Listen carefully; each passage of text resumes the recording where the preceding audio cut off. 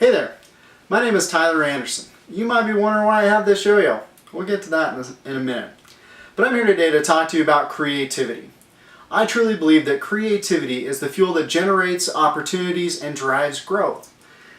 I also feel that it's an important ingredient in our everyday lives for us to be successful, especially for businesses. Businesses are always looking for new ways to serve their customers, to bring in new customers, and to get ahead of their competitors, and to be very innovative in their ideas that are coming from their company. But one of the things that companies struggle with is actually creating an environment that fosters creativity. And even if they have that environment, oftentimes people are so stifled by the idea of coming up with that new and original idea that's never existed before, that they just can't truly be their creative self. And so today we're going to talk about how a company can create a culture to foster creativity, and then also to help their people overcome that obstacle of that new idea that has never existed before, and really help them reach their creative heights. You may ask, well, where does this all start? Who does it start with? It essentially starts with the leader of the organization, and they have to foster an environment that allows for that creativity to flourish.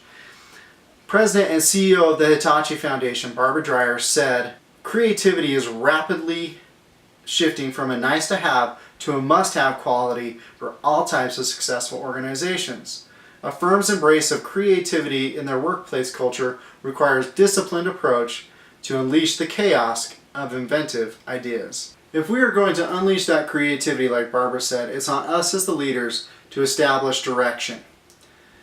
In the book Toy Box Leadership, the authors use a yo-yo, I told you I was going to get to that yo-yo, to illustrate the 4 requirements for creativity. Those 4 requirements are releasing, revolving, returning, and rewinding. These 4 requirements are essential in establishing an environment that allows for creativity, that allows people to explore new ideas and to feel free to do so. So the first step, releasing. What happens if we never drop this yo-yo? It just stays in our hand. We don't get to see where it goes. So we have to be able to let creativity go. And part of that is we need to schedule time. You may say, schedule time to be creative. Well, let me use an example from my own life to kind of illustrate this point. So my wife and I, we have 2 beautiful daughters.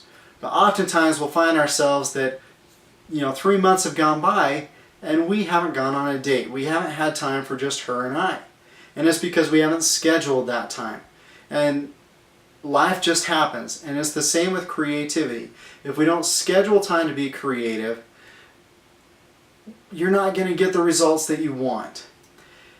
And so I used this principle when I was working at Salt Lake Community College. We had a group one year of our marketing team that we just weren't being as creative as we could. And we really couldn't put our finger on it. And so I sat down and talked with my student VP to come up with some solutions. And one of the solutions was to set 15 minutes aside in our weekly board meeting that we call Blue Sky Thinking. And the reason we dubbed it Blue Sky Thinking was because we didn't want our students to be limited in the ideas that they were sharing with us. What happened is students would have problems, they would bring them to our meeting, and during that 15 minutes they would share that problem, and then everybody would provide their input. They would help brainstorm a solution. And even if that person didn't walk away with a solution to their problem, they walked away with a good foundation of where to begin, of where to move on from there. And so we really, by setting that time aside, we really gave them some place to go. Another exercise of allowing your group some place to go is by challenging them to look for multiple solutions to a problem. Often there's just not one right solution. And so what you can do is challenge them to find 15 different solutions to a problem, and then they're able to select the best solution that gets the desired result. So again, that gives them some direction, some place to go, and you're letting them go to a place, you're giving them direction. So now the second step, revolving. Creativity needs momentum, just as a yo-yo needs momentum to go up and down the string. And part of that is sometimes when we're in a group setting, people don't want to throw out their ideas because they're afraid of being criticized, or their idea may be called dumb. But what you have to do as a leader is let people know that there is no dumb ideas. There's no crazy ideas. Because what happens is when you start spitballing out those crazy and off-the-wall ideas and even the dumb ideas, it begins a snowball effect and rotating. Just as a snowball gains momentum and gets bigger and bigger and bigger, so do these ideas. What started out as maybe an off-the-wall crazy idea ends up evolving into the best solution of how to solve a problem. But we need to allow that to give momentum, to move and to work back and forth. And sometimes we just have to get the ball rolling because they need to get their gears going in their head. And so when I was at Salt Lake Community College one year, we had our big event that was coming up, and we needed to sit down and come up with a marketing plan. And in this room, we probably had some of the most creative people I've ever met. But they didn't like to talk. And you could have heard a pin drop in there. So what myself and my student VP had to do was get the ball rolling. We had to start throwing out ideas, and what eventually happened is everybody began jumping in and sharing their ideas, and we came out with the best solution to advertise the event that year. Steve Jobs, he said, you can't mandate productivity, but what you must do is provide the tools to let people become their best. If we want our people to be as creative as possible, we need to make sure they have the tools to do so. Those tools could include giving them the time, resources, making sure they have the budget, making sure they understand the problem fully. Whatever the tools are, we need to make sure that we supply them in order for them to be as creative as we need them to be. So after revolving, the yo-yo returns. Charles Douglas said, "Great ideas need landing gear as well as wings." What that means is that we need to be able to provide our people with a place that they can actually test out their ideas, that they can test out the solutions to their problems. Take a football team, for example. When they huddle up and talk about a play, if they don't ever actually put that play into action, they don't know if it works. And if they stay in the huddle, they get penalized and move back 5 yards. We don't want our organizations to get moved back. So we want them to be able to move forward. And in order to do that, we need to provide them the space and place that they can come and test out the ideas that they come up with. So after returning, when the yo-yo stops spinning and sits down at the end, what do? We rewind. And just as we have to rewind the yo-yo to start the process all over again, we need to re-energize our people. We only have a finite amount of energy to expel before we just have to recharge. So you need to find a way to do that. Could it be taking them out for lunch? Could it be going out to see a movie? Could it just be hanging out in the office and talking about it? Whatever you find that works for you, use it. What I've done in the past is, we've gone on retreats, we've gone out to lunches, dinners, we've done stuff outside of work, we've gone bowling. But just coming together and not having to worry about coming up with a solution allows us to recharge and to get our batteries full again in order to be creative.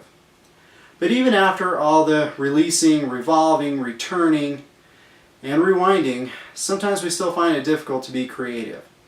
The Merriam-Webster Dictionary defines creativity as coming up with a new idea. Again, coming up with that original idea that's never existed before. It probably doesn't exist because we all find inspiration somewhere. So let me ask you, does the idea of originality stifle your creativity? Philosopher Michel de Montaigne said that the bees pillage the flower here and there, but they make honey of them, which is all their own. It is no longer thyme or marjoram, so the pieces borrowed from the other he will transform and mix up into a work all of his own.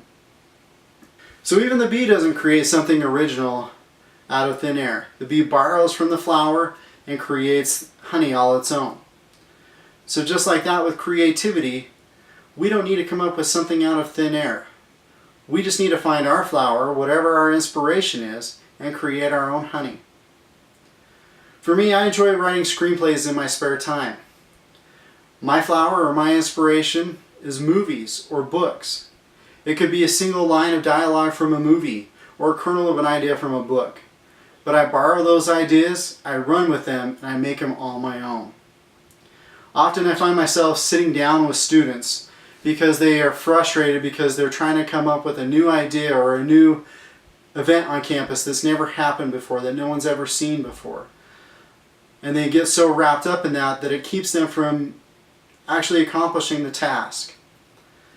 And so what I share with them is that the famous sculptor Michelangelo, he believed that within a stone, the sculpture already existed. It was just his job to chip away the pieces that don't belong. And when I share that with them, I have them doing an activity. And I'm going to have you do that same activity right now. So what I need you to do is grab a Sharpie, don't sniff it, grab your stone, an article, and you're going to chip away the words that don't belong and create a poetic masterpiece. What your finished product should look like is this.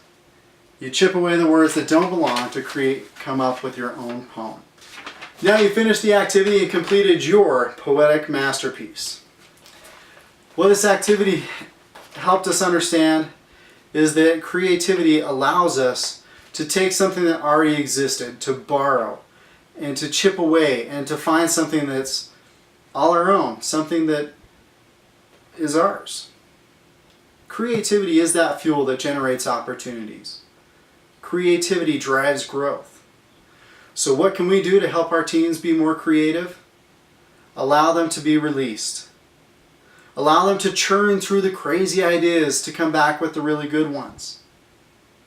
Provide them a landing spot where they can test out their ideas to see if they work. Provide them ways that they can recharge their creative batteries. By fostering this type of environment, it allows your team to find their flowers and to create their honey. I challenge you today to go back to your office and to evaluate the environment to see if you are providing an environment that fosters creativity. To look at ways that you can implement these principles today to help your team come up with new ideas and innovative ideas. Thank you.